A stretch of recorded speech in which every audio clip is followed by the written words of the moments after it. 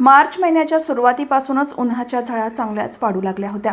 पनवेल तालुक्यात मागील 15 दिवसांपासून उन्हाचा पारा चढल्यामुळे मातीच्या माठाला मागणी वाढली आहे।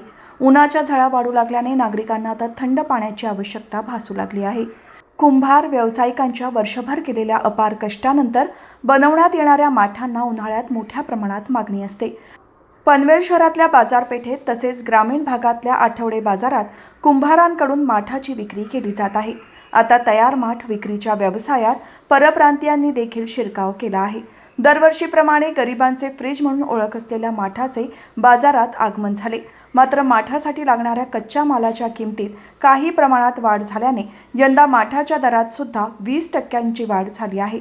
मागील वर्षीच्या तुलनेत यावर्षी माठांची किंमत 350 ते 500 रुपयांपर्यंत पोहोचली आहे। शहरातील लहान मोठ्या आकारातील लाल, काळ्या रंगाचे माठ, रांजण आणि नळ लावलेले माठ विक्रीसाठी दाखल झाले आहेत।